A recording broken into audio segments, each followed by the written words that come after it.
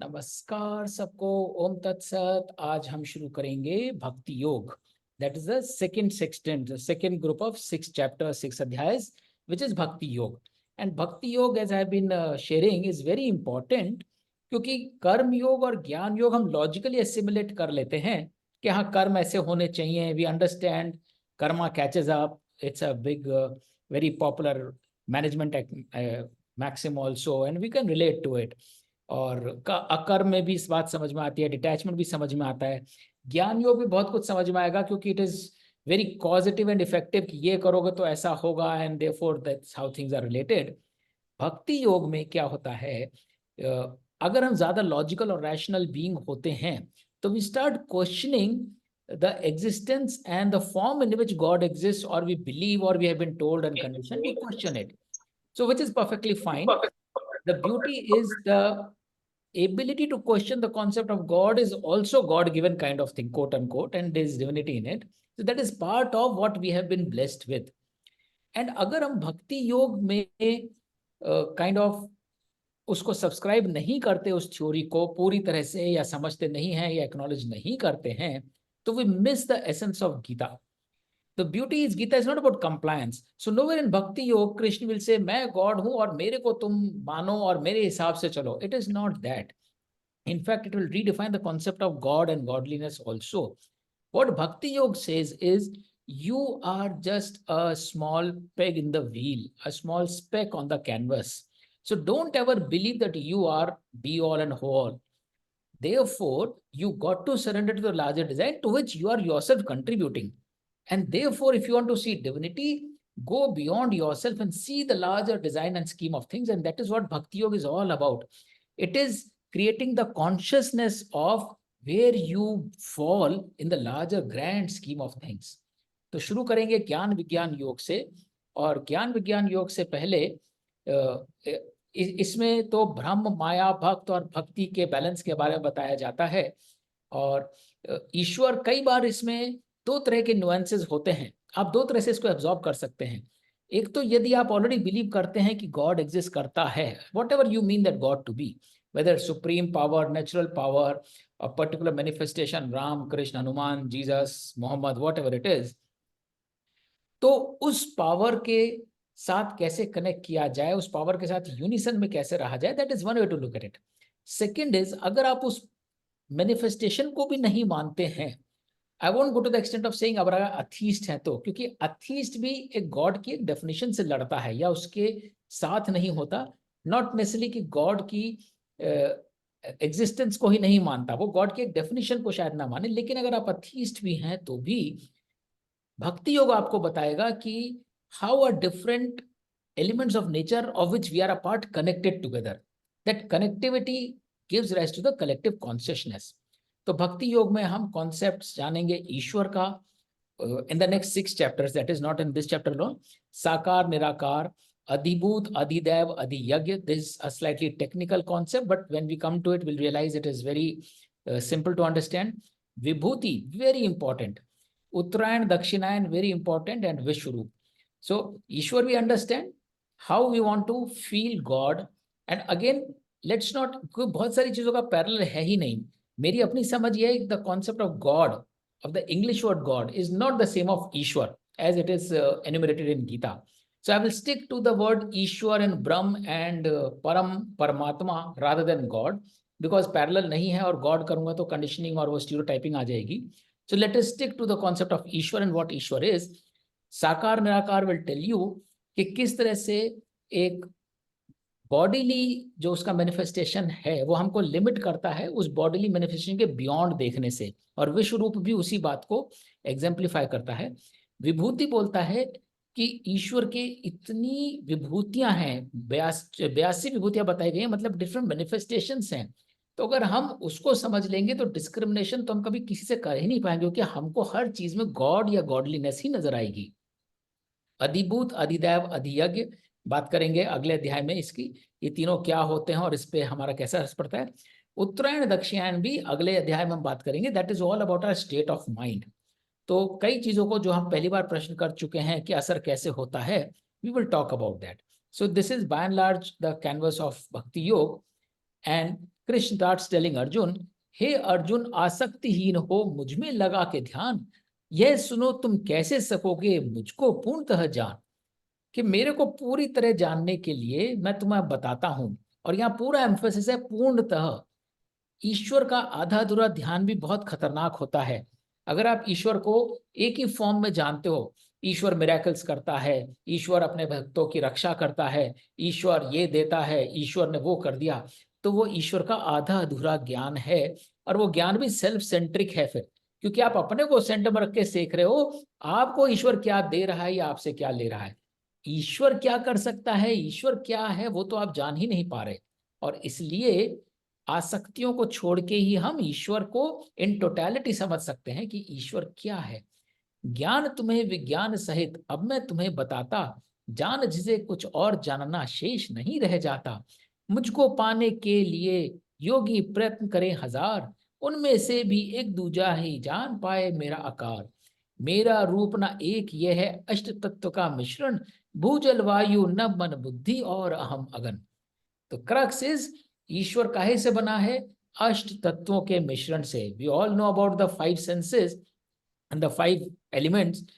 Prithvi which is bhu, jal which is water, vayu which is wind, nabh means sky, agan is fire, and साथ में मन बुद्धि अहम। ये हमने पहले भी देखा था जब हम सांख्योग कर रहे थे। इन 8 चीजों से मिलकर सारा संसार बना है, और उस संसार के पीछे ईश्वर की रचना भी इन्हीं चीजों से होती है। तो ये पहला प्रूफ है कि ये 5 चीजें मिलकर और मन बुद्धि अहंकार बनकर ईश्वर बनता है।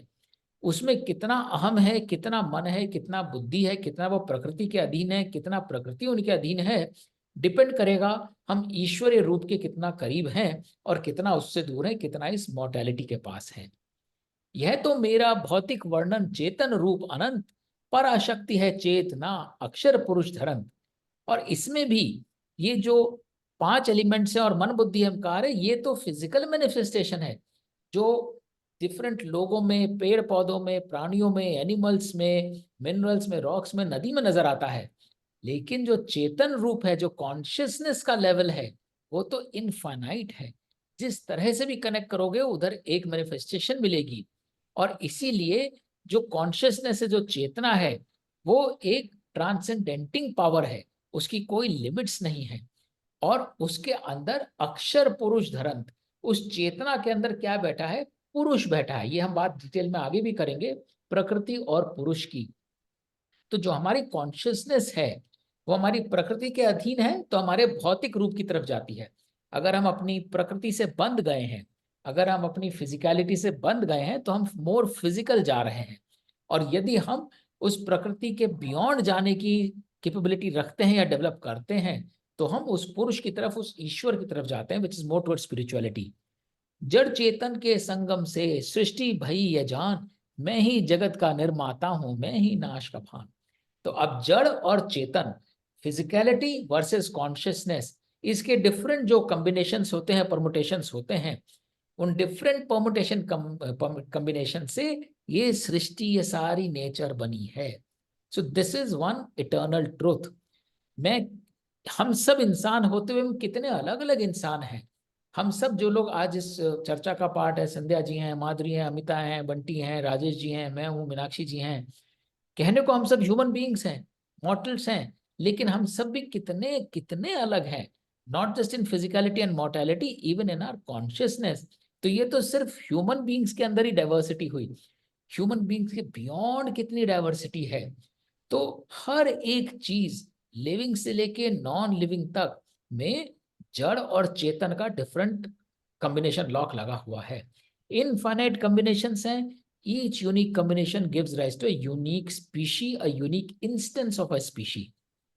और ये डिफरेंट कॉम्बिनेशन ही जगत का निर्माता है। तो ईश्वर क्या है? ईश्वर इस पुरुष प्रकृति के डिफरेंट परमुटेशन कॉम्बिनेशन का ही मैनिफेस्टेशन है। मुझसे श्रेष्ठ न पाएगा, खोजे जो वह अभागा, सारे जगत की मणिमाला का मैं ही तो हूं धागा। मुझसे बेटर, जो मैं अगर बता रहा हूं ये एल्गोरिथम, और मैं ही ईश्वर हूं, इससे बेटर तुम्हें कोई ईश्वर का अवेयरनेस, कॉन्शियसनेस नहीं मिल सकता है। क्योंकि सारी सृष्टि की मणिमाला का धागा तो मैं ही हूं। जैसे माला में धागा होती है, वो धागा उस मणि के एक एक मोती को बांध के पिरो के रखते हैं, इसी प्रकार ये सारी जो सृष्टि है, इस सारी सृष्टि के बीच की जो कॉन्शियसनेस है वह ईश्वर मैं ही हूं।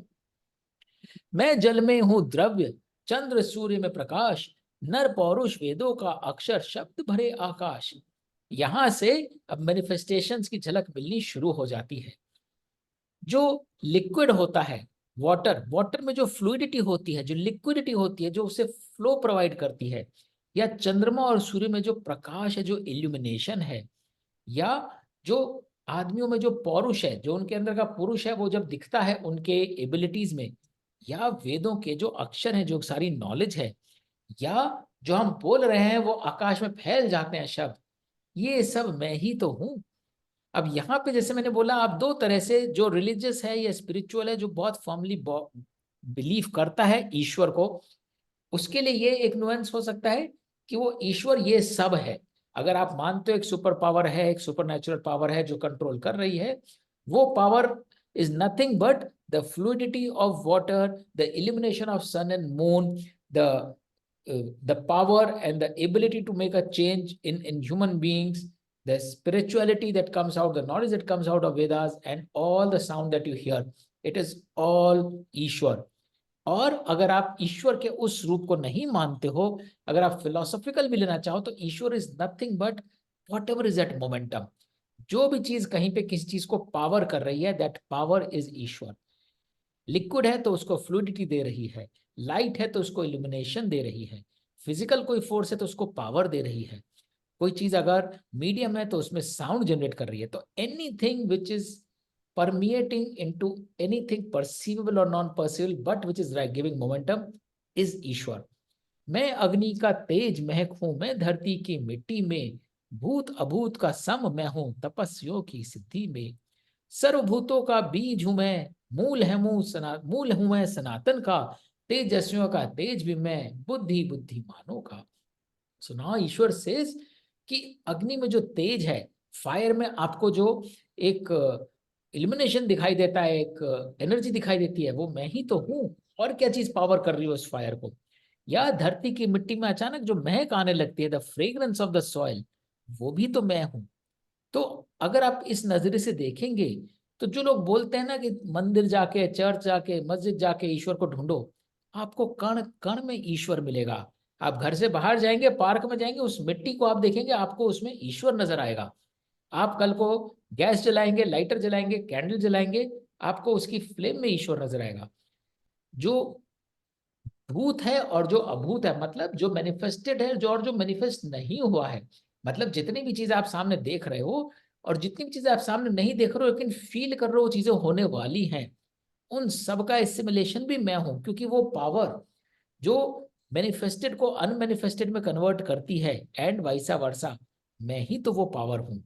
और इसीलिए सर्वभूतों का बीज हूं मैं। भूत मीन्स जीव, एग्जिस्टेंस, जो भी मैनिफेस्टेशंस होने वाली है उनका सीड मैं ही हूं। आगे चल के कौन सी चीज कैसी बनेगी, वो मैं ईश्वर हूं। मोह माया से मुक्त भया मैं बल हूं बलवानों का, धर्मानुकूल आगे बढ़े मैं वेग हूं परिवारों का। तो ये जो फोर्स होता है, ये फोर्स किसी से अटैच नहीं होता है, इसीलिए ये मोह माया से मुक्त होता है। इसीलिए कृष्ण जब अपने आप को ईश्वर बोलते हैं तो वो कहते हैं मैं प्रकृति के परे हूं, क्योंकि वो डिटैच स्टेट में है। वो अपनी पूरी एनर्जी उस मैनिफेस्टेशन की, कॉन्शियसनेस सारी उसकी एक एनर्जी में पावर कन्वर्ट करने में लगी हुई है। वो ये नहीं सोचती उस पावर के साथ कौन बंधा हुआ है, कौन नहीं बंधा हुआ। मुझसे उत्पन्न जानो तुम, ताम राज गुण सात्विक, मुझ में आश्रित बना सके फिर भी ना मुझको बंधे। और इसीलिए वो जो पावर है, उस पावर से ही सत्व, रजो और तमोगुण, जिनकी हम आगे बात करेंगे, थ्री कोर इटर्नल इंस्टिंक्ट्स, वो मुझसे ही तो पैदा हुआ है। क्योंकि वो जैसे ही वो कॉन्शियस पावर ड्राइव करती है, कुछ सिचुएशंस में वो पावर हमें सच की ओर ड्रिवन करती है, कुछ में हम उसके रिजल्ट से बंध जाते हैं, उसमें हम उसके कंजम्पशन में कंज्यूम हो जाते हैं, और इसलिए वो सत्व रजो तमो बन जाती है। और ये सारे इंस्टिंक्ट जो है मुझ पे डिपेंड करते हैं, लेकिन मुझको बांध नहीं पाए हैं, क्योंकि मेरी जो पावर है कॉन्शियसनेस की, वो इस गुणों से भी परे है, तभी तो मैं उसको भी पावर कर पाता हूं। भ्रम में इनके बंधा हुआ पीड़ित सब संसार, कैसे पाए मन मुझको मैं तीरों के पार। कि जब आप सिर्फ फिजिकलिटी देखते हो तो आप यहाँ की चीजों से बंध जाते हो, और इसीलिए तो आपको सारी पीड़ा, सारी सफरिंग का कॉज ही ये है कि आप फिजिकलिटी में बंधे हो, उसको पार करके स्पिरिचुअलिटी में नहीं देख रहे हो। इस माया के परे देखना है कठिन घनघोर, किंतु क्या ये उसे सताए देखे जो मेरी ओर। तो अगर आप इस माया के परे नहीं देख पा रहे हो, तो then it's a very difficult job for you to attain anything which is a fraction of me. लेकिन जो मेरी तरफ ही देखे, जिसका सारा कंसंट्रेशन मुझ इटर्नल पावर की तरफ ही है, उसे कोई दुख नहीं सता सकता। पाप असरी माया अधर्मी नीच हो जिनका भाव, शरण मेरी ना आते वो झेले दुख और अभाव। तो अब जिनके भी सेंटिमेंट्स हैं, जिनमें पाप हो, असुरी शक्ति हो, और ये सब आगे अध्याय में पढ़ेंगे, अधर्म हो, विकर्म हो, वो दुख और अभाव तो झेलना ही है, क्योंकि they are away from me, they are not towards me, they are not towards that power which drives everything, they are towards power which generates material और मॉर्टल कंफर्ट्स। मुझे पूजते भांति भांति नर मुख चार प्रकार, पीड़ित ज्ञानी फल की इच्छा या पाए हरि का द्वार। तो नाउ अब आप देखो कौन एक्चुअली ईश्वर को पूजता है, या पूजने वाली बात हो रही है, कौन ईश्वर को वर्शिप करता है, कौन ईश्वर को अपीज करता है एक तरह से। पीड़ित, obviously if you are suffering suddenly you turn religious and you say भाई मेरा ये दुख दूर हो जाए। या ज्ञानी, मतलब जिसको समझ में आ गया कि the real salvation lies not in this physical world, it lies beyond, वो मुझे कनेक्ट करता है। फल की इच्छा, तो दिस इज नॉट जस्ट पीड़ित but something you desire and you say भाई भगवान से मांगो भगवान देगा। या पाए हरि को आधार, या फिर वो जो सच में ही, इतना भी नहीं कि वो ज्ञान की वजह से कर रहा है, वो सच में ही स्पिरिचुअल है, वो शुरू से ही कनेक्टेड है। तो अगर आप इन तीन चार कैटेगरीज बिलोंग करते हो, that is only when you start looking towards me. श्रेष्ठ है इनमें ज्ञानी जो मुझको हृदय बिठाए, मेरे हृदय में वास करे मुझे रोम रोम में पाए। और इसीलिए जो ज्ञानी है वो इनमें बेस्ट है, क्योंकि वो नॉलेज से ड्रिवन है, उसको कहीं ना कहीं वो कॉन्शियसनेस, वो अवेयरनेस आ गई है कि मेरे को ईश्वर से कनेक्ट करना है। वो किसी पर्पस से कनेक्ट नहीं कर रहा, उसका ये नहीं है कि मेरी सफरिंग कम हो जाए, मुझे ये रिजल्ट मिल जाए, मुझे गॉड भी मिल जाए। वो सिर्फ ये जानता है कि the reality, the truth of life lies in connecting with Ishwar. तत्व ज्ञान का श्रेय हूं मैं, वह ही मेरा रूप, महाप्रयाण में आत्मा पाए मेरा स्वरूप। और इसीलिए इटर्नल रूप जो अल्टीमेट मेरा होता है वो इस बॉडी के पार ही होता है। जब आपका आत्म इस बॉडी से फ्री हो जाता है, तभी वो मुझ में, मुझको पा सकता है, मुझसे कनेक्ट कर सकता है। उसके बिना तो उसको कोशिश ही करते रहना पड़ता है कि उस बॉडी के रहते हुए वो कैसे उसमें डिटैच हो सके। सब मुझ में है जो जाने यह जन जन्मांतर बाद, दुर्लभ है वह महात्मा जो पाए चिर प्रभुपाद। कि इसलिए मुझे जानने के लिए, मुझे पाने के लिए ये जानना सबका आवश्यक है कि ये सब प्राणी अचर अचर जो भी देखते हो वो सब मेरा ही रूप है। अगर आपने वो एक्नॉलेज और एक्सेप्ट कर लिया तो आप मेरे को पाते हो। हे अर्जुन मुझे पूछते कौन मनुष्य विधिवान, मोह कामना अहम हर ले जिनके ज्ञान। कि अब और कौन कौन लोग हैं जो लोग मेरे को बहुत ही रिचुअलिस्ट होके पूछते हैं, जिनकी मोह कामना और अहंकार जिनका ज्ञान हर लेती है। क्योंकि फिर वो किस विधि में पड़ जाते हैं कि नहीं ये रिचुअल करो, ये पूजा करो, उससे गॉड मिलेगा। कहीं ना कहीं वो किसी चीज से अटैचमेंट रख लेते हैं, कुछ डिजायर्स होने लगती हैं, या वो कहीं ना कहीं बहुत ही अहंकारी हो जाते हैं, ईगो बढ़ जाती है। जिस भक्त की जिसमें श्रद्धा जैसा रूप का मान, तिस भक्त के हृदय में देता यथा देव स्थान। भक्त यह समझे उसे मिला है मन चाहा वरदान, इष्ट देव से किंतु असल में मैंने किया अनुदान। तो ये बहुत इंटरेस्टिंग है कि कृष्ण बोलते हैं कि हर कोई जो है जिसकी जिसमें आस्था होती है, वो ईश्वर को उसी देव का स्थान दे देता है। कोई गणेश जी को मानने लगता है, कोई सरस्वती को, कोई शिव को, कोई लक्ष्मी को, कोई जीसस को, कोई क्या बोलते हैं हरमंदिर साहब में माथा टेकता है, गुरु ग्रंथ साहब को मांग लेता है। जैसी आपने अपने श्रद्धा डेवलप कर ली, आप सोचते हो जीवन में आपको जो मिला है, लोग बोलते हैं माता रानी ने दिया है, बाबा जी करेंगे, उन्होंने दिया है। किंतु असल में जो कुछ मिलता है इष्ट देव से नहीं मिलता, मेरे से ही मिलता है। और यहाँ पे कोई हायरार्की की बात नहीं हो रही है। ऐसा नहीं कि कृष्ण ये कह रहा है कि देवों में मैं ही अल्टीमेट हूँ और तुम्हारे बाकी देव इंफीरियर हैं, या बाकी सब गॉड्स का भी सुपर गॉड मैं हूँ। जो गॉडलीनेस है, जो ईश्वर का रूप है, उस ईश्वर के रूप से ही चीजें मिलती हैं, इज द पॉइंट। और ईश्वर का रूप क्या है? ईश्वर का रूप है आसक्ति नहीं होना, एक सम होना, सबको एक नजर से देखना, वही असली ईश्वर का रूप है। और उसी ईश्वर के रूप से ही सारी चीजें मिलती हैं। तो यदि आप समझो आपने हनुमान जी की पूजा करी और आपको कोई अच्छा रिजल्ट मिला, तो कहीं ना कहीं जब आप हनुमान जी पूजा कर रहे थे, तो आप कहीं ना कहीं एक मॉर्टल लाइफ से अलग थे ना। कुछ फिजिकल एक्सरसाइज कर रहे थे, कहीं प्रैक्टिस कर रहे थे, वह कर्म ही आपकी पूजा बन गई। वह कर्म ही ईश्वर का रूप था और उसी वजह से आपको कुछ मिला है। या आप पढ़ाई कर रहे हो और आप कहते हो कि सरस्वती की पूजा करी मैंने, सरस्वती ने ये दिया या भगवान ने दिया। कहीं ना कहीं जब आप भगवान से नाता जोड़ लेते हो, जैसे भी आपकी डेफिनेशन हो उस भगवान की, आप उस स्पिरिचुअलिटी से अपने आप को एम्पावर करते हो, सोर्स ऑफ एनर्जी लाते हो और उस एनर्जी को चैनलाइज करते हो, उसी से निदान होते हैं। That is what Ishwar is. It is not about कि आपने जिस मैनिफेस्टेशन में आपने ईश्वर का ध्यान धरा, उस मैनिफेस्टेशन से आपको चीजें मिली। अल्टीमेटली चीजें मिलती उस ट्रुथफुल पावर और उस इकोनॉमिटी और उस पीस ऑफ माइंड और कॉन्शियसनेस से ही है। मूड मनुज मूड फल पाते, मूड देव सौजन्य, देवार्थ हैं देव को पाते, परम धाम सब अन्य।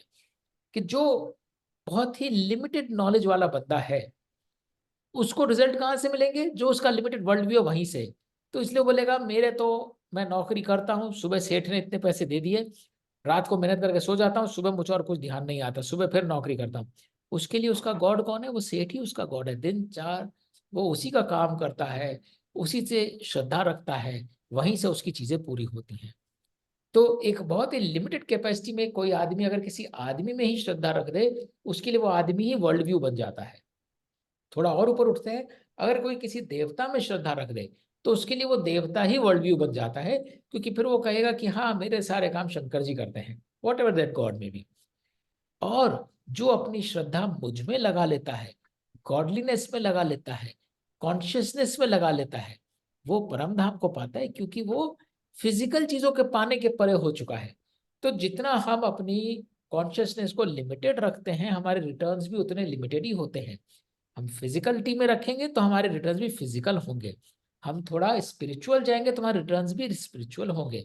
और अगर हम टोटल कॉन्शियसनेस से कनेक्ट करेंगे तो हमारे रिटर्न्स भी कंप्लीट कॉन्शियसनेस लेवल पे ही होंगे, विच में भी are returns in after lives and all are existences, we are naturally tuned with that super power. मेरे बुद्ध वाणी ज्ञान परे समझे बैठा ज्ञान, ना रूप मेरा वह मेरे दिव्य रूप से अनजान। तो इसीलिए जो आदमी इस ट्रुथ से अनजान है कि गॉड आखिर है क्या, कॉन्शियसनेस आखिर है क्या, वो पावर है क्या, वो बहुत ही इग्नोरेंट आदमी है। वो मेरे तो दिव्य रूप से अनजान ही है। उसने तो मेरे को अगर समझा है तो मेरे को मूर्तियों में ही समझा है, मेरे को साईं बाबा में ही समझा है, मेरे को देवी देवताओं में ही समझा है। कितना मूर्ख आदमी है जो मेरे को लिमिट कर रहा है। मैं तो एंडलेस लिमिटलेस हूं एज एन ईश्वर, और वो अज्ञान आदमी मेरी अनलिमिटेड पावर और एबिलिटी टू ब्लेस को कैसे कंस्ट्रिक्ट करके बैठा है कुछ मैनिफेस्टेशंस में। जो मूर्ख मेरा ब्रह्म अविनाशी रूप समझ ना पाता, योग से छिपा रहूं मैं उसको रूप हरि न दिखलाता। हे अर्जुन मैं जानू सबका भूत भविष्य वर्तमान, किंतु कोई तीन लोक में ना मुझको जा पाया जान। तो इसीलिए जो इग्नोरेंट है वो मेरे इटर्नल सनातन अविनाशी रूप को नहीं समझ पाता, और योग द्वारा मैं भी छिपा रहता हूँ। भाई जब तुम ही मुझे सीख नहीं कर रहे तो मुझे क्या जरूरत पड़ी मैं अपना दिखाऊं पावर कि मैं ये कर सकता हूँ, मैं वो कर सकता हूँ। And that is proof enough कि ऐसा गॉड का कोई ऐसा मैनिफेस्टेशन सा पावर नहीं। गॉड कोई एग्जिस्ट करता है वो डराएगा धमकाएगा अपनी पावर दिखाएगा। It is a self realization. If you are ignorant और if you are adamant on not recognizing your true power, that true powers remains hidden because you are contented in your comfort zone. और इसीलिए वो जो true power है वो सबका भूत भविष्य वर्तमान जानती है। कैसे जानती है? क्योंकि जो आज आप हो, जो हमने कर्मयोग के सार में बात करी थी, एक्सरसाइज करी थी, जो आपके कोर सेंसेशंस हैं वही तो आपके फ्यूचर का सीड है। जैसा आप आज सोच रहे हो वैसे ही आपकी कल की काया और कल की एग्जिस्टेंस होने वाली है। तो इसीलिए वो जो कॉन्शियसनेस है वो तो सब जानती है। आप क्या रह चुके और आगे क्या बनोगे।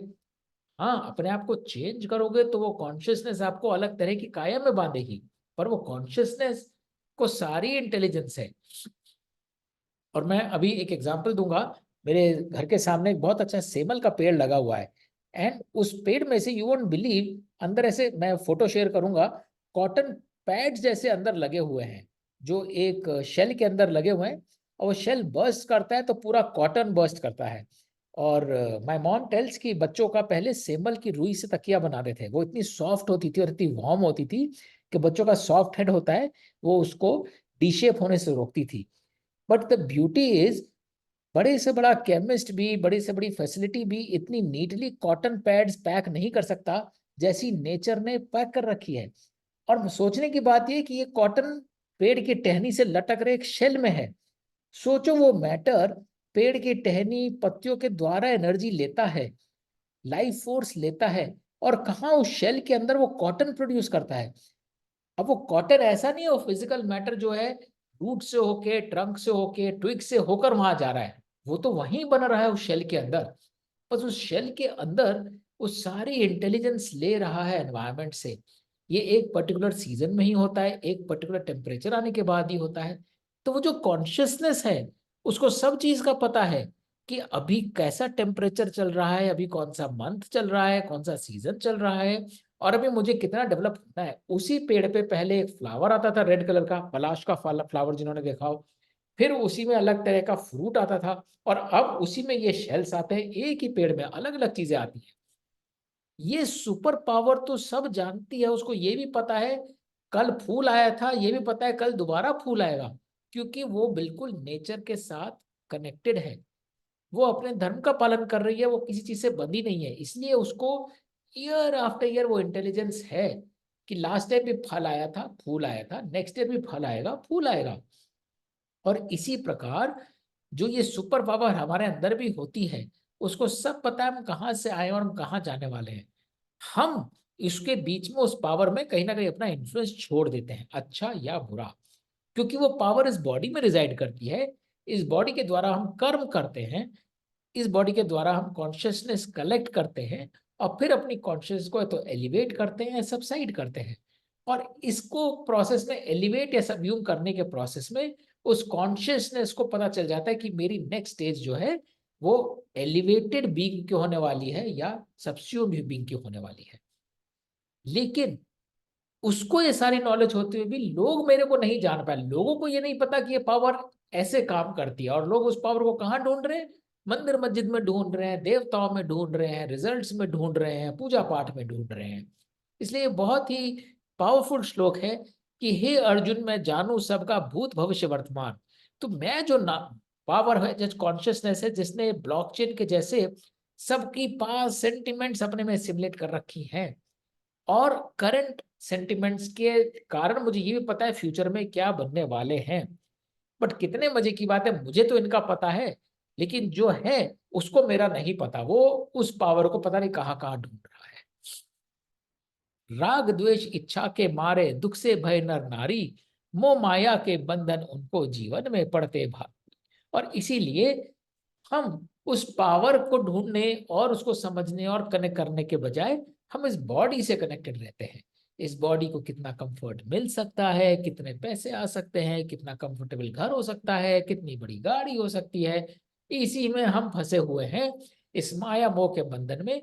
और इसीलिए जीवन हमको भारी लगता है, जबकि ये तो सारी चीजें फिजिकल है, आज है कल नहीं है। जिस चीज पर हमें काम करना चाहिए वो हमारा इनर बीइंग है।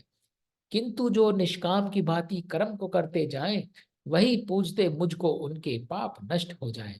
और इसीलिए जो उस फिजिकलिटी में नहीं बंधते, मुझ उस पावर को समझते हैं और निष्काम की भांति कर्म करते जाते हैं, उन्हीं के पाप नष्ट होते हैं, वही मुझको प्राप्त कर पाते हैं। जन्म मरण से मुक्ति पाने मेरी शरण जो आए, अधिभूत अधिदैव अध्यात्म एक ही जन्म में पाए। अंत समय भी जिसकी बुद्धि मुझ में होवे विलीन, सुख दुख योग ज्ञान कर्म सब देखे मेरे अधीन। और ये यहाँ आके कृष्ण जो है एक तरह से एक टीजर देके छोड़ देते हैं कि मेरी शरण में आने के लिए, जन्म मरण से मुक्ति पाने के लिए आपको एक ही जन्म में अधिभूत, अधिदैव और अध्यात्म, इन तीनों चीजों में से एक एनर्जी चुननी पड़ती है at any point in time. इसका डिस्कशन हम अगले चैप्टर में करेंगे। What is these three? These are three slightly perhaps one of the only, apart from that हम सत्व रजस तमस की बात करेंगे और चीज बात करेंगे। This perhaps is the most technical nuance of Adhibhuta, Adhidaiva, Adhyatma. लेकिन ये अगर मैंने समझ लिया कि अधिभूत एनर्जी कौन सी होती है, अधिदैव एनर्जी कौन सी होती है, अध्यात्म क्या होता है, तो हम उस गॉड को प्राप्त कर सकते हैं, उस कॉन्शियसनेस लेवल को अटेन कर सकते हैं। और उसके लिए जरूरी है कि अंत समय में हमारी बुद्धि उसमें ही विलीन हो, उस ईश्वरीय शक्ति, उस कॉन्शियसनेस के साथ ही कनेक्टेड हो। अगर नहीं होगी तो जैसे भी हमारी, हम अगले चैप्टर में देखेंगे अक्षर ब्रह्म योग में, जैसी भी हमारी एंड स्टेट होगी हम उसी स्टेट को प्राप्त करेंगे। तो ये इस चैप्टर का सारांश था। और इसमें जो याद रखने वाले श्लोक हैं वो यही है कि ईश्वर क्या है। ईश्वर इज नथिंग बट ये अष्ट तत्व का मिश्रण जो है, भूमि, जल, वायु, स्काई, अगन और मन, बुद्धि, अहंकार, इन सबको मिलाकर जो मिलता है ये उसका भौतिक रूप है। और चेतन रूप उसका अनंत है। जिस जिस तरह से उसे याद करोगे उस तरह से वो तुम्हारे सामने प्रकट होगा, डिफरेंट मैनिफेस्टेशंस में, डिफरेंट लोगों की तरह, डिफरेंट एक्ट्स में। और जैसे उसको हम स्वीकार या अस्वीकार करेंगे वैसे वैसे हम उस पावर को एक्सेप्ट कर रहे हैं या उस पावर को निगेट कर रहे हैं। और जितना हम अपने आप को इस फिजिकलिटी से बांधेंगे उतना हम ईश्वर के असली रूप से अनजान रहेंगे। और जब हम ईश्वर के रूप को भी एक मॉडल जामा पहना देते हैं, हम उसे कोई राजा बना देते हैं, कोई मिराकल करने वाला सेंट बना देते हैं, तो हम उस ईश्वर की जो इनफाइनाइट एबिलिटीज हैं हम उसको भी कंस्ट्रेंट करके अपने जैसा ही बना देते हैं और हम उससे वही एनर्जी ड्रॉ करते हैं। इट्स लाइक अगर आपके पास कोई इलेक्ट्रिसिटी का पावर स्टेशन है जहां से 200 या 2000 मेगावाट एनर्जी जनरेट होती हो, लेकिन आपके घर के लिए आपने ट्रांसफार्मर से कनेक्शन ले रखा है।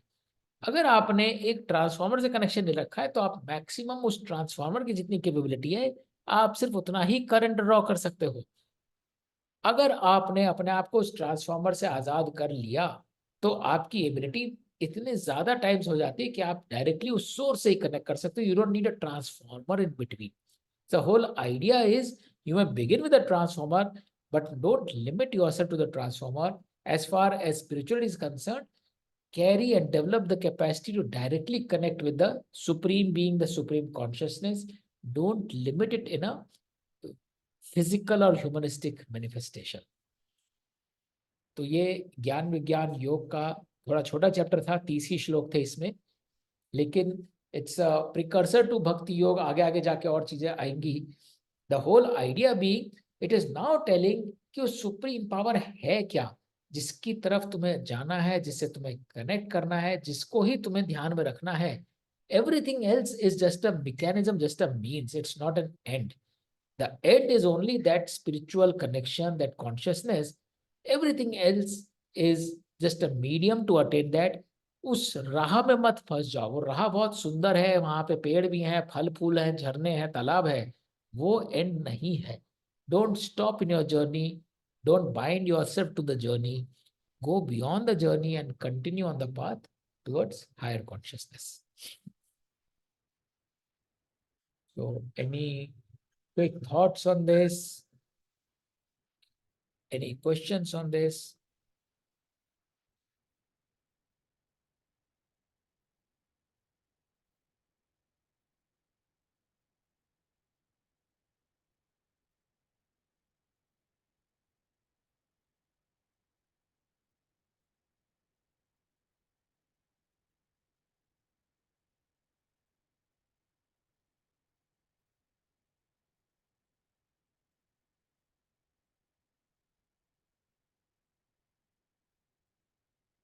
But see who you are asking.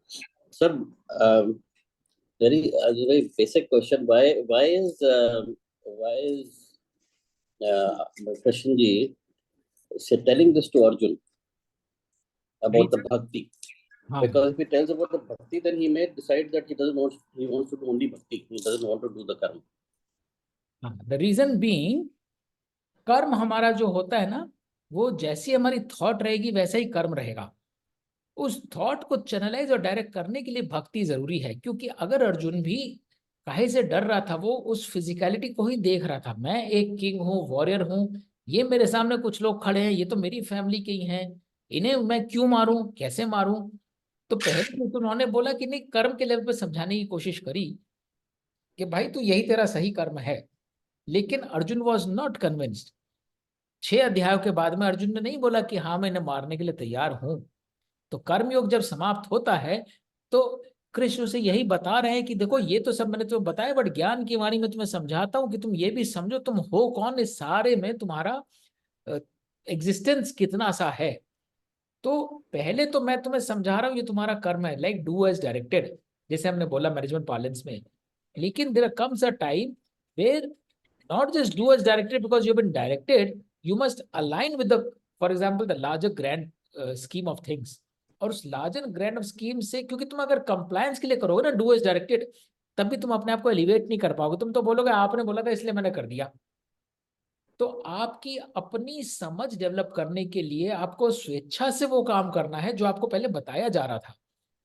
लेकिन क्योंकि आपका बाइन नहीं था, तो उस बाइन के लिए जरूरी है ये समझो आपको वो जो बताया जा रहा है क्यों बताया जा रहा है, why is it right for you to do that. और उसके लिए आपके कहीं ना कहीं वो एलिजेंस होनी जरूरी है कि you should listen to me. Otherwise आप किसी और की बात भी सुन के आप उसका कहाँ भी मानने रख सकते हो। तो the reason for bhakti yoga is why should you do certain things, because you have to align with a large, if जिसको हम धर्म बोलते हैं, जो गीता का पहला शब्द भी धर्म था, कुरुक्षेत्र भी सारी धर्म की लड़ाई की बात होती है। वो धर्म है क्या? अपना धर्म जानने के लिए यह जानना जरूरी है कि तुम हो क्या, तुम्हारा रोल क्या है, तभी तो अपना धर्म जान पाओगे और फिर उस धर्म के अनुसार अपना कर्म कर पाओगे। दैट इज वाई भक्ति yoga is important. Actually, that is more important than the Karam Yoga. I mean, both of them are important, but understanding this yes, will lead you to be able to do the Karam Yoga. Correct. और इसीलिए भक्ति योग के बाद, ताकि आप उस power पे डिपेंडेंट ना हो जाओ, तो पहली चीज तो ये है कि आपको डू एज डायरेक्टर आपने कर दिया, आपने अपनी बुद्धि भी नहीं लगाई, आपने सिर्फ बोला किसी ने बोला मैंने कर दिया। But salvation does not lie in compliance, salvation lies in knowing why you did it. इसलिए पहले फिर आता है एलिगेंस। बट उस एलिगेंस में भी प्रॉब्लम ये है कि तुम किसी के भी बोलने पे चल पड़ोगे। अब हाउ डू यू डिसाइड कि जो आपको बता रहा है वो सच बता रहा है कि नहीं? How do you choose the wisdom, से द विजडम की राइट क्या बता रहा है? अगर दो लोग अलग अलग बात बता रहे हैं और दोनों ही आपके लिए ईश्वरीय रूप हैं, for example your mother and your father, आप दोनों को ही ईश्वर रूप मानते हो, उनमें से एक कहता है ये कर, दूसरा कहता है ये कर, तो फिर किसकी सुनोगे? उसके लिए ज्ञान योग जरूरी है। तो पहले कर्म योग, फिर भक्ति योग, ताकि भक्ति योग में तुम समझ पाओ ये क्यों बोला जा रहा है करने को। और ज्ञान योग इसलिए जरूरी है ताकि you take ownership of your decisions. That's how it links everything together. That is how it is put together. So Avinash, मेरा एक सवाल था कि जो मतलब यू जस्ट सेड ना कि compliance is not the same as spirituality. So in the, जैसे हिंदुइज्म में जो वेरियस गॉड्स होते हैं, you know there is sort of prescribed way of observing festivals and sort of going about it. तो so वो इतना ज्यादा prescriptive होता है कि I am just trying to figure out कि वो पाथ क्या है। बिकॉज आपने बोला ट्रांसफॉर्मर से एनर्जी ना लेते हुए अल्टीमेट सोर्स से लो, बट ट्रांसफॉर्मर में अटकने का तो वो लाइफ लॉन्ग होता है। So how does one sort of figure out the path from going beyond the transformer to the source when actually the path towards the transformer is so prescriptive that you can spend a whole lifetime thinking you're doing the right thing? तो कहाँ पे वो diverge होगा? वो diverge देखो, कुछ लोगों के लिए कभी नहीं होता, और शायद वो कुछ गलत होते भी नहीं, बिकॉज इग्नोरेंस इज ब्लिस। बहुत सारे लोग होते हैं उस प्रिस्क्रिप्टिव मोड में ही पूरी जिंदगी गुजार देते हैं, they are very happy about it also. Having said that, do you really think they have attained their true potential? Maybe not, because वो compliance mode में ही रहे, चाहे वो पहले compliance parents की थी या किसी गुरु की थी, किसी priest की थी, किसी cult की थी, but they are always looking for somebody else to guide them, and they are very happy following those rules. But having said that, जो उन्हें गाइड कर रहा है वो भी तो यहीं का मॉर्टल बंदा है ना, वो कोई बाहर से आसमान से तो आया नहीं। तो वो विजडम भी जरूरी है कि अगर कोई मुझे गाइड कर सकता है तो मैं सेल्फ गाइड भी तो बन सकता हूँ ना। जिसे आजकल हम मैनेजमेंट की पार्लेंस में बोले, पहले कस्टमर को हेल्प करने के लिए 10 तरह का स्टाफ रहता था, अभी सब कुछ सेल्फ सर्व हो गया है। इंटरनेट पे लॉग इन करो, अपनी पासबुक खुद डाउनलोड कर लो, अपने आप कहीं पे कॉल करो, अपने आप 3-4 बटन दबाओ, अपना एग्जीक्यूट कर लो। तो when you do it in a self serve mode, then you are not dependent upon an intermediary. So if your allegiance is towards the intermediary, that is one model, and you can be very happy being dependent on that intermediary. The risk is there are far too many intermediaries, and each one is giving a sales pitch कि I am the best intermediary and this is the path to salvation. That is where you should be wise enough. तो अगर आपको matter नहीं करता, कोई गलती नहीं है, कोई आपको जज भी नहीं कर रहा, you may live a perfectly happy and blissful life. The only shortcoming for a knowledgeable person is I, as a knowledgeable person, can very easily see this person is dependent upon this intermediary. And जब तक वो intermediary वाकई उसको सही रास्ता दिखा रहा है, कोई फर्क नहीं पड़ता। अगर उस इंटरमीडियरी ने बोला तुम ऐसे जिंदगी जियो, पूजा पाठ करो, यहाँ दान करो, इसको ये करो, वहाँ ये करो, और वो उसमें खुश है, उसको पीस ऑफ माइंड भी है, कोई परेशानी नहीं है। लेकिन अगर आप देख सकते हो कि ये इंटरमीडियरी कभी ना कभी अपना उल्लू भी सीधा कर सकता है, उसको मिसगाइड भी कर सकता है, और आप पूरी एलिजेंस में वो सब करते चले जाओगे, that is when the problem arises कि you can see that this person despite being capable is not even questioning that intermediary. That person can never see, वो तो सिस्टम का ही पार्ट है. जैसे आप रिलेटिव मोशन, आप किसी दूसरे रेफरेंस को तभी आप देख सकते हो ट्रेन चल रही है कि प्लेटफॉर्म चल रहा है. अगर आप उसी सिस्टम में हो तो आप नहीं पता कर पाओगे कि ट्रेन चल रही थी या उल्टी दिशा की ट्रेन चल रही थी. तो so long as you are part of that system and happy, there is absolutely no conflict, absolutely blissful. But fact remains, most people will realize that they were dependent upon that person who was guiding them one way or the other.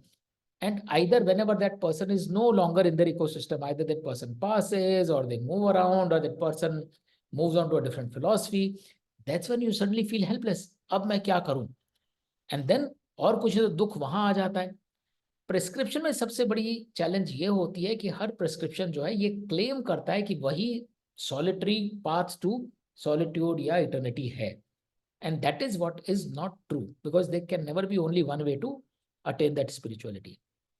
Yeah, but I think the challenge is कि because it has a sort of SOP, how to है उसमें, तो उसमें एक मतलब supported journey रहती है, whereas आप जैसे अभी it was of course very very interesting the whole session today, लेकिन उसमें and one can see the truth of it. I think especially given the background of the last few weeks, you know, वो एक logical next step लगा, लेकिन उसमें like how to थोड़ा missing है. वो it's very internal, you know, sort of it's वो अभी ज्ञान योग में आएगा हाउ टू, क्योंकि एग्जैक्टली कर्म योग में सिर्फ बोला ये कर, भक्ति योग में बोल रहा है ये क्यों कर, ज्ञान योग में बोलेगा ये कैसे कर. और उस कैसे कर में भी the beauty it is not compliance, prescriptive है बट कंप्लायंस सीकिंग नहीं है. सब ज्ञान देने के बाद भी कृष्ण ने बोला यथेच्छसी तथु करू तथा, कि जो तुझे करना है वो कर. वो ऑटोनॉमी अभी भी अर्जुन को दी कि भाई मैंने तो सिर्फ ज्ञान दिया है, अब जाके तू सोच लड़ना है नहीं लड़ना, that's your decision. So the beauty of Gita is it tells you how to live your life. It will tell you what will lead you where. It will show you the blueprint. Choice is entirely yours. You want to go this way or you want to go that way. तो compliance seeking नहीं है, वो guide कर देगा. ये जैसे अगर तुम नशा करोगे तो बेहोश होगे ही होगे, ये मैं बता रहा हूं. करना है कि नहीं करना मैं नहीं कह रहा नशा मत करो, मैं सिर्फ तुम्हें बता रहा हूँ नशा करोगे तो ये होगा, नशा नहीं करोगे तो वो होगा. पढ़ोगे तो ये होगा, पढ़ोगे नहीं तो ये होगा. लड़ोगे तो ये होगा, लड़ोगे नहीं तो ये होगा. तो मैं और बहुत सारी चीजें हम अभी भक्ति योग में देखेंगे. नॉट जैसी तो बहुत ही ट्रांजैक्शनल हो गई. वो अक्षर ब्रह्म बहुत क्लियरली बोलेंगे कि ऐसी स्टेट में रहोगे तो ये बनोगे, जाके उस स्टेट में रहोगे तो ये वापस आओगे. That is what the insights he is trying to give you. और ज्ञान योग में भी इतना कि वो आपके डाइट तक आ जाएगा चैप्टर 14 में जाके, क्या खाने से क्या होगा. वो ये नहीं कह रहे ये खाओ ये मत खाओ, वो इतना बता रहे ये खाओगे तो ये होगा, ये नहीं खाओगे तो ये होगा. एंड देन पूरी ऑटोनॉमी आपके पास है. You are in a self service mode. It is like call 1-800 blah blah blah blah blah. I am not responsible. Yeah, ठीक है, nice, okay, good. I'll wait for the how to then. Oh yes, it's a beautiful how to. It's like Vivekananda said that every soul is potentially divine. It has to manifest. And one thing I want to, like, I had some sort of discussion with a friend of mine, and वो जैसे शिव भक्त है और doesn't believe in वो Brahma, Vishnu, Mahesh, like the ultimate and the consciousness. And she said that when I'm down, I seek his blessings, and that gives me a lot of solace. When we talk about कि बस कर्म करो और संभाव रखो, equanimity, I was like, how to convince her? She says, I feel so much light, और किसी से कुछ नहीं मांगती हूँ, उससे तो मुझे मांगने का हक है कि give me peace of mind. So I don't know, what do you have to say about it? Well, वो भी मैं एक इंडिपेंडेंट ऑब्जर्वर की तरह अगर देखूं, वो भी कहीं ना कहीं एक लिमिट है, एक वीकनेस है, क्योंकि वो कहीं ना कहीं अपने आप को वीक समझ रही हैं और किसी से सपोर्ट एक्सपेक्ट या डिमांड कर रही हैं। जो मेरी नॉलेज और विजडम है, वो सपोर्ट भी आपके अंदर ही है। वो सपोर्ट क्यों मांग रही है? क्योंकि कहीं ना कहीं कोई सिचुएशन है जिससे वो घबरा रही हैं। सपोर्ट क्यों चाहिए? कहीं ना कहीं you are feeling weak. Weak क्यों? क्योंकि कहीं ना कहीं आपको कोई आउटकम है जो आपको पसंद नहीं आ रहा। किसी की हेल्थ है, किसी की लाइफ है, किसी की डेथ है, किसी का कोई absolutely result है। absolutely. And she says, I am not a saint. She says, I'm a human being. I'm a mother of emotions. I feel that way. I have not reached that stage where I can say that I am like suffering from a major disease and and laughing it out. So at such times it is hard to convince, like yeah, weak तो है definitely. वो उसमें भी एक बहुत beautiful thought process है जो आज ही फूफा जी से बात हो रही थी, and he was saying, I was telling in a different context that and which I intend doing, I said you are close to 98 years old, I want to do an interview purely because I don't know of anybody else who is 98 years old in my life, and therefore I would want to know how you have seen life in 20s, 30s, 40s, 50s, name it, 60s, 70s, pre-independence, post-independence, Nehru era, Indira era, blah blah blah blah blah, मतलब wealth of information and perspectives. And then he said in one कि मेरा तो philosophy रहा है जो आए, and he said बहुत बाद में develop हुई philosophy, ऐसा नहीं कि I was born with that, and he incidentally said I was born a crybaby. My parents tell me I was always crying all the time.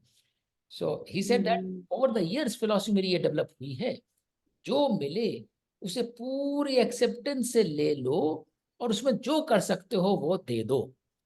And then he just added, पिछले 1.5 साल में आपसे मैंने ये सीखा, and I was blushing and feeling embarrassed. मैं कहाँ सिखाने वाला, मैं मतलब I am 1/3 his age kind of a thing or half his age. But इस आपने मैंने सीखा कि जो करना है वो भी त्याग की भावना से करो. बोले पिछले 2 साल से मैं अब करता हूँ तो त्याग की भावना से करता हूँ. So some and substances, आप मदर होते हुए इमोशनल होते, हम कभी भी नहीं कहते, गीता कभी नहीं कहती कि इनसेंसिटिव और अनइमोशनल हो जाओ. तो हम ये नहीं कहते कि आप बाबा बन जाओ, सेंट बन जाओ. हम सिर्फ ये कह रहे हैं जीवन में जो मिल रहा है सब कुछ ऑलरेडी प्री स्क्रिप्टेड है. आपको इन अ वे, आप एक रेडियो चैनल के सामने बैठे हो, कौन सा चैनल चुन के क्या गाना आएगा, वो गाना इज प्री स्क्रिप्टेड. समझो ना, रेडियो स्टेशन वाले ने तो ऑलरेडी प्लेलिस्ट तैयार कर रखी है, वो नहीं चेंज कर रहा. चॉइस आपको है कौन सा स्टेशन चुनना है. कहीं पे जैज बजेगा, कहीं पे क्लासिकल बजेगा, कहीं पे बॉलीवुड बजेगा, कहीं पे टॉलीवुड बजेगा, कहीं पे रॉक बजेगा. चॉइस आपकी है. एक बार आपने वो चॉइस कर ली तो फिर जो आने वाला है वो आपकी चॉइस नहीं है. तो प्री स्क्रिप्टेड होते हुए भी आपके पास चॉइस है, लेकिन एक बार आपने चॉइस कर ली, फिर जो आ रहा है then don't complain, then don't say मैंने रॉक चूज किया था, ये ढेड़ है क्यों हो रहा है. तो जो आपके पास आ रहा है पूरी आत्मीयता से उसे एक्सेप्ट करो. हम काहे से डर जाते हैं? हम उसे कहीं ना कहीं एक्सेप्ट नहीं करते, कंडीशनलिटी लगाते हैं. होना तो चाहिए था बस इस यूनिवर्सिटी में होना चाहिए था, मिलना तो चाहिए था, तनख्वाह इतनी होनी चाहिए थी, जाना तो था इस गाड़ी में जाना चाहिए था. जहां हम वो लगा देते हैं, फिर या तो हम उसमें लड़ जाते हैं टू मेक इट हैपन, या जो हम नहीं चाहते हैं we start fighting with what we don't want. तो वो हमारे पास कंप्लीट सबमिशन नहीं होता. जब कंप्लीट सबमिशन नहीं है after making a choice, that is cheating. वो हमारे प्रारब्ध बन जाते हैं. तो फिर जो नेचर है, गॉड है, कहता है आजा बेटा तेरे को बताऊं, you yourself chose the channel of rock, but now you are not liking the beats. If you are not liking the beats, next time you will get those beats. So आप माँ रहिए, आप इमोशनल रहिए, लेकिन अगर आपके बच्चे के साथ कुछ ऐसा हो रहा है जो आपको लग रहा है ठीक नहीं है, लड़िए मत उससे। जो आप कर सकते हैं वो करिए त्याग भावना के साथ। इन ऑल प्रोबेबिलिटी उसका भी रिजल्ट अच्छा ही होगा। अच्छा वो नहीं जो आप अच्छा समझते हैं, अच्छा वो जो आपका और उसके लिए भले में ही है। लेकिन अगर वो नहीं हुआ तो और डबल डर के किसी की शरण में मत जाइए, क्योंकि everything is pre scripted. You can not undo, you can only make choices every point in time. You cannot undo the result of the choices that you make. That is at least my, I won't say I will, this is my argument to convince, but that is my wisdom I can pass on. कि आप जिस चीज से कहीं ना कहीं किसी से डर रहे हो, तो जो हमने एक्सरसाइज करी last week, that was to uncover मेरे डर क्या हैं, मेरे प्रेजुडिसेस क्या हैं, मेरी डिजायर्स क्या हैं। जितना हम अपने आप को उनसे फ्री करेंगे, नेक्स्ट टाइम वही सिचुएशन आएगी। और ये हम और आपने, हम सब ने एक्नॉलेज किया होगा, जब भी हम कुछ ग्रोथ होता है हमें, तो पुरानी सिचुएशन हमको फिर असर नहीं करती, because now we have grown physically और स्पिरिचुअली। बच्चा भी होता है, डरता है, बड़ा हो जाता है, नहीं डरता उसी चीज से। तो अगर वो अपने आप को ग्रो कर लेंगी तो कल को उस चीज से डरना छोड़ देंगी, फिर उन्हें सपोर्ट भी नहीं चाहिए होगा उस चीज से। I understand, but then she says, I have not made these choices to the best of my knowledge. Don't talk about the past life. I have, it goes on and on. चलता है, ठीक है. With this lenses, maybe she can show us some lens that we are not aware of. So we are looking life from one lens, and maybe she can show another lens. We can learn something.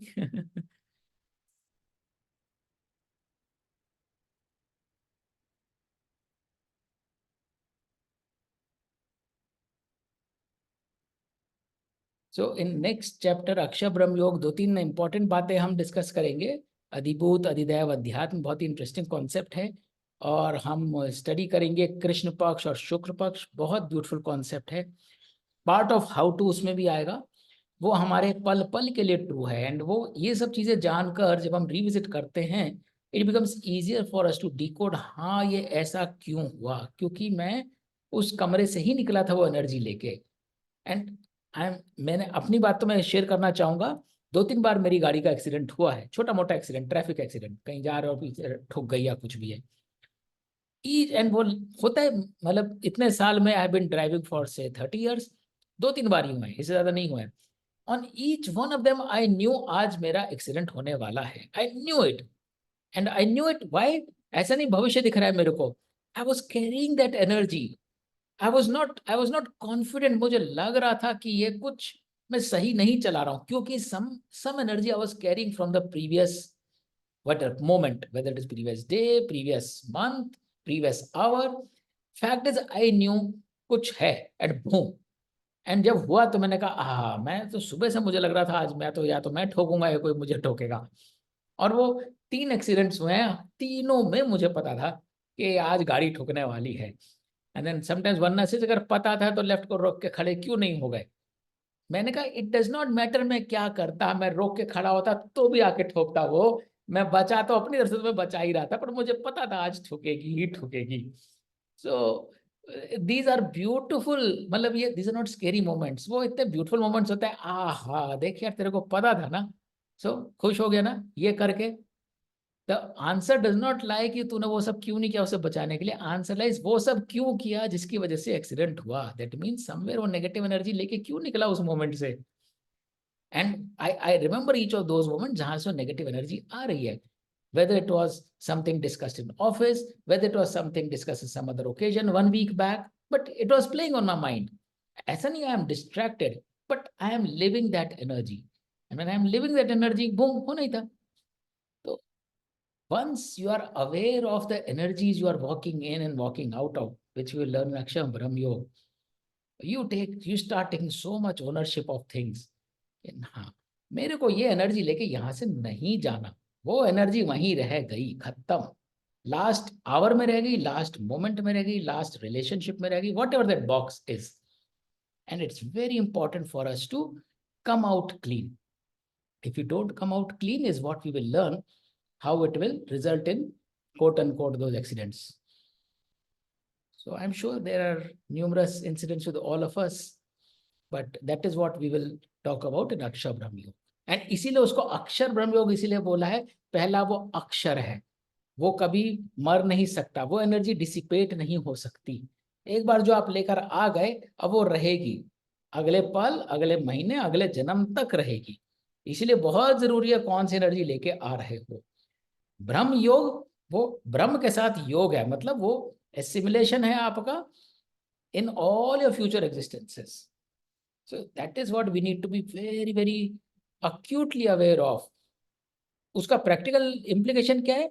अगर आप consciously एक बार उसमें सोच जाओगे, आप गुस्सा करना बंद कर दोगे, चिड़चिड़ा होना बंद कर दोगे, क्योंकि आपको पता है. इट इज लाइक अपने ड्रिंक में आप क्या मिला रहे हो, जो मिलाओगे उसी का तो स्वाद आएगा ना. तो आप वर्चुअली लाइफ के हर दिन को अपना ड्रिंक समझोगे. बोले आज के दिन में मैंने गुस्सा मिला दिया, आज के दिन में मैंने प्रेजुडिस मिला दिया, आज के दिन में मैंने जजमेंट मिला दिया. So the more you can see what you are dissolving into your day, the more you are carrying for your future after life. And the more you say नहीं लेके जाना यार, इसमें कुछ नहीं मिलाना, more at ease you will be. Life becomes so much easy and you float.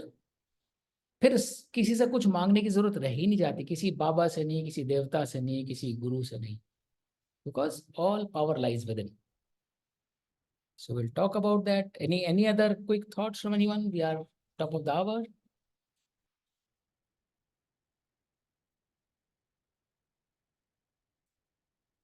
Okay. मिलते हैं फिर अगले रविवार मिलते हैं. Thank you all for joining. Om Tat Sat. Thank you. Thank you so much. Thank you. Thank you.